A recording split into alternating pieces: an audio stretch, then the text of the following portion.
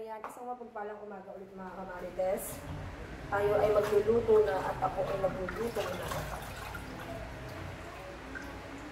Magluluto tayo ng piniritong Gigi. Tanawin ko naman.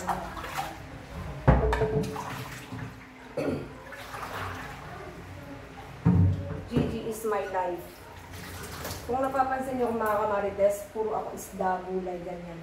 Kasi hindi naman kami mahilig sa sa baboy, sa manok, ganyan. Minsan, pag naaawa na ako sa aking mga kabahay, pagluluto ako sila ng baboy, manok, gano'n. Pero kung ako lang, isda lang ako, isda, tapos gulay. Hindi ako pala karni. Katulad ngayon, ang lulutuin kong ulam ay piniritong galunggong at saka nilagang pechay.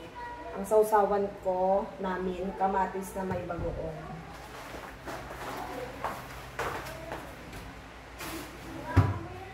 Tayo ay magluluto muna at ang aking pag-ibig ay nagugutom na raw. Yung aking anak at ang aking asawa, umiglit lang ng konti yun.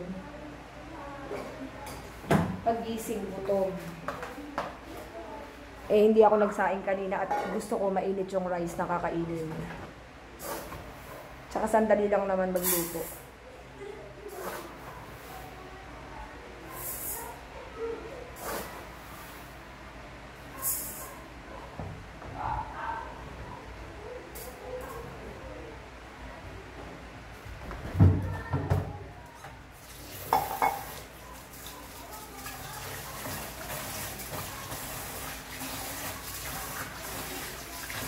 Tayo ay maghuhugas ng gas.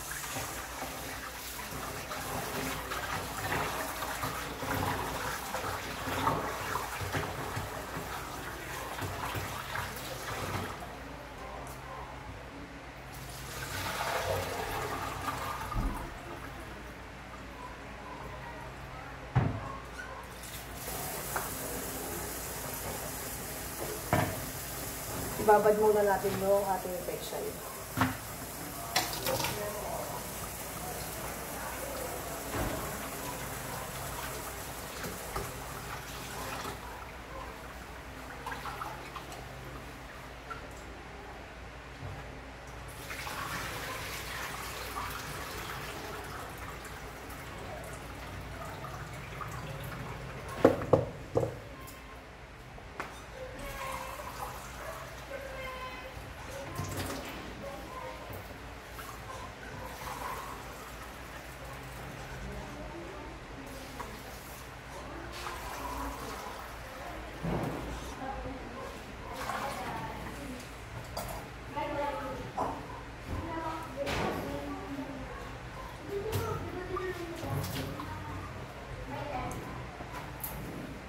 Tayo ay naglalagay ng suka sa bigas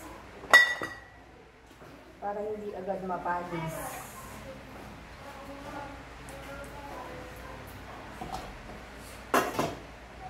Ayan, isasalang na natin ang ating rice terraces na galing Baguio.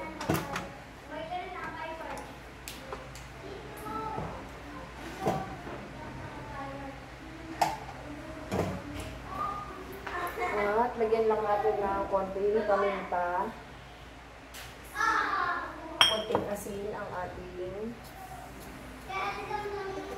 i-frito.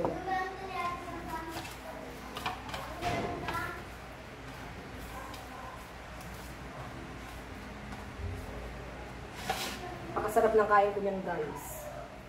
Pag ganyang mga ulaman. Pero pag mga baboy-baboy, wala, hindi ako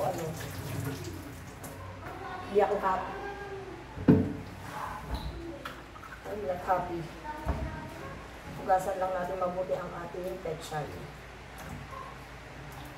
Ilalaga ko lang ito mga kamarites. Tapos isasawsaw sa bagoong na may kamatis at sili. It's delicious.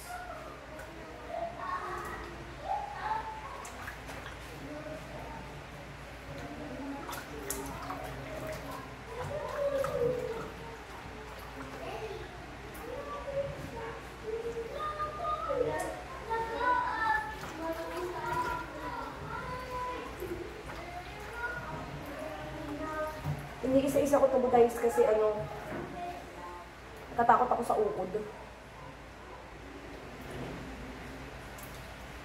Baka pag may nakita akong ukod dito, hindi na ako kumain.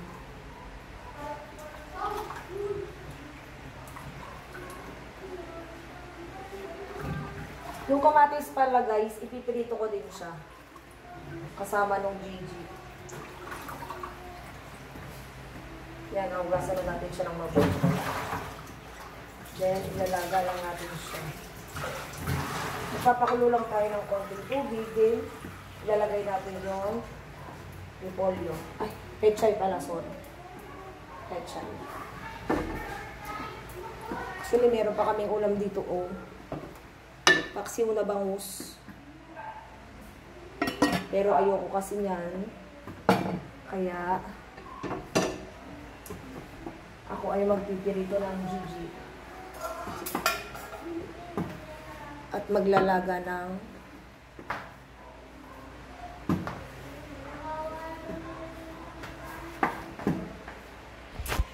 ayan, bye for now. Magluluto muna tayo. Ayan, nakasalang na ang aking mga kawali at saka yan.